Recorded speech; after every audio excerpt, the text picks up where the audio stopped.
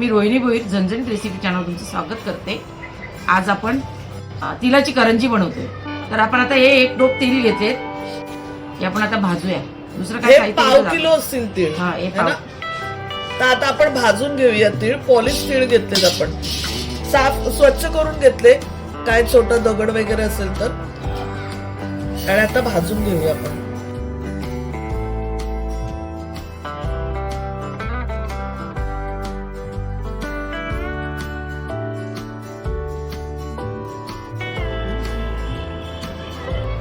आता आपले तीळ भाजून झालेत बघा, कलर पण चेंज असे तांबूस करायचे, हा जास्त काळे नाही करायचे, बघून घ्या, सफेद नाही ठेवायचे एकदम। बघा तांबूस झालेत बघा। आता आपण काढून घेऊया, काढून टाकायचे, थंड होऊन देऊया। अर्धी वाटी आपण शेंगदाणा घेतलाय बघा। तर शेंगदाणा आपण भाजून घेणार आहे, तर आता भाजून घेऊया।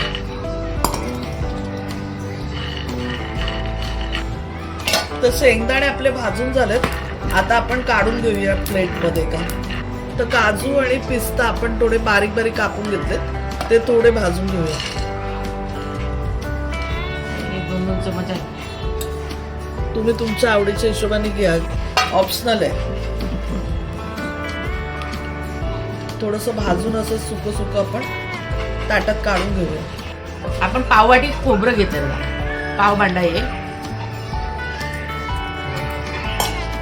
सुक खोबरं आपण किसून घेतलंय। ते तुम्हाला हवं तर तुम्हाला खोबरं प्रमाण तुम्ही वाढवू शकता। हलकस भाजून घ्यायचं आपल्याला। शेंगदाणे आपण सोलून घेतले, त्यांचं आपण भरड बनवणार नाही, आपण संक्रांती निमित्त हे करंजी बनवतोय तिळाची। तर तुम्हाला पहिले शुभेच्छा देते, संक्रांतीच्या हार्दिक शुभेच्छा तुम्हाला सर्वांना।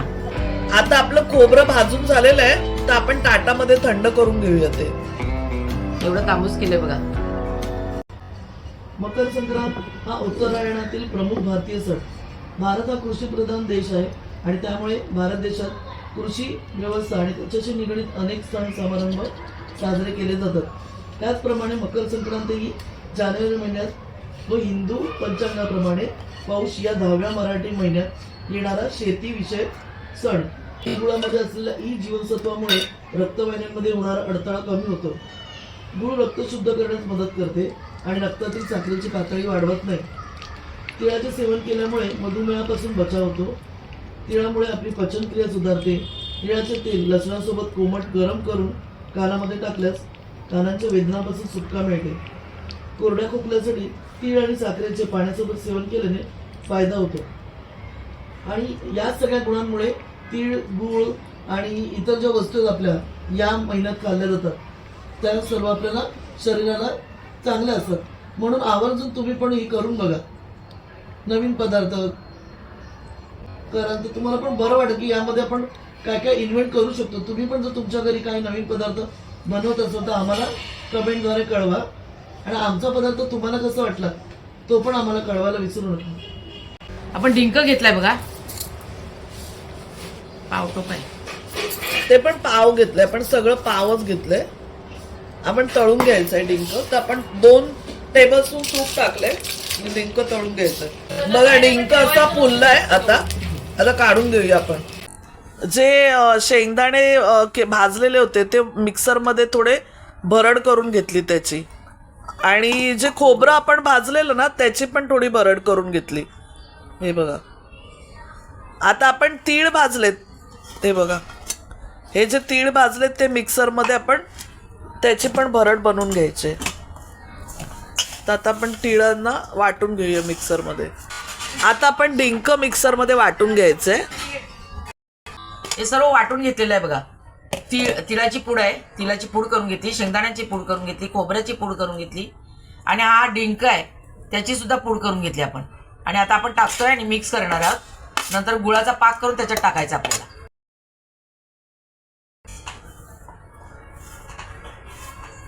हे ड्रायफ्रूट आहे, ते आपण मगाशी ड्रायफ्रूट भाजून ठेवलेले ते पण टाकले, आणि हे आहे जायफळ। हे बघा, हे जायफळ आहे, 1 टीस्पून असेल जायफळ पावडर, त्याची आपण करून घेतले जायफळची।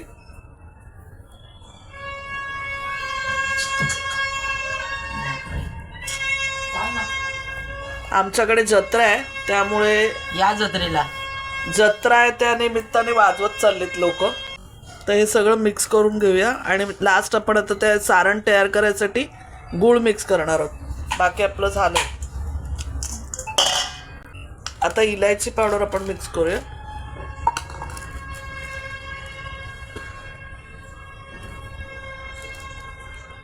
हे बघा, हा, 1 टीस्पून, 1 चमच तरी आपण घेतली इलायची पावडर. 1.5 टीस्पून आपण मिक्स केली. आता आपण सगळं वरखाली करून घेऊया, मिक्स करून घेऊया. करंजीची जी पारी बनवायची तिचं हे करून घेऊया. तर इथे आपण ना ते मगाचं जे टोप आहे तेच घेतलं. त्यात पाव वाटी आपण रवा घेतला. हा बारीक रवा घेतला एकदम. पाव वाटी रवा घेतलाय बारीक आणि पाव वाटी मैदा घेतोय आपण. पाव वाटी आपण मैदा पण घेतलाय. आणि आता आपण पीठ मळून घेऊया. आपण पाव चमचा मीठ घेतलंय.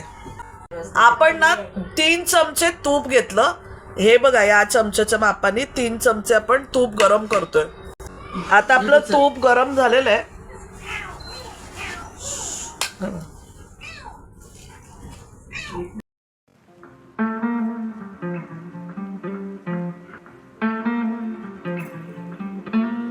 आणि पीठ आहे ना आता हे पाण्याने मळून घेणार आपण आणि 5-10 मिनिटं झाकून ठेवूया.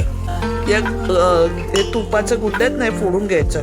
हे बघा, असं करून.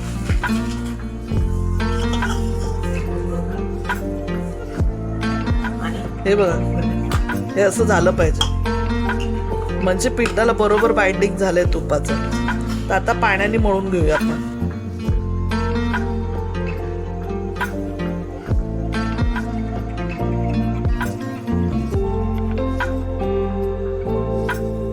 आपण आता 1 टोप गूळ घेतलेला आहे, तो टाकूया पाक करायला. जरा पाक म्हणजे एकदम थोडं पातळ फक्त करायचं आपल्याला.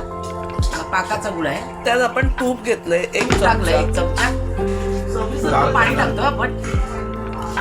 गुळ वितळलेला आता आपला.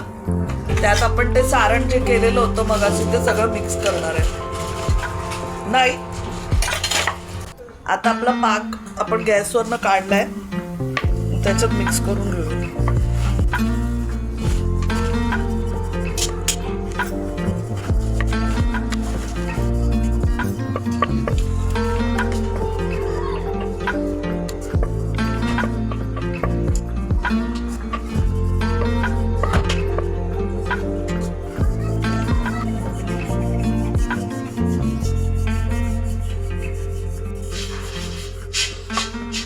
आता एवढी आपण पारी करून घेतली.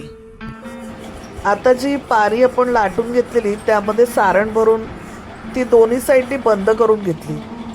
पाण्याने कडा जुळवल्या आणि चमच्याने प्रेस करून करंजी करून घेतली त्याची. तुम्हाला हवं तर आकार देऊ शकता. करंजीचा साचा पण येतो, त्यात पण तुम्ही करू शकता. आम्ही हे असं हाताने करून घेतलं. आणि आता छान मस्त खरपूस तळून घेऊया आपण. एका वेळी मी 4 सोडल्यात तव्यामध्ये आणि छान आता क्रिस्पी फ्राय करून घ्यायच्यात त्या.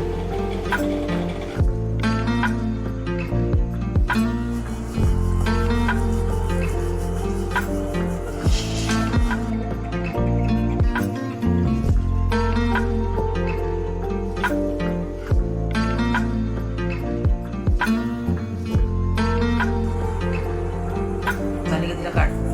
जास्त लागली.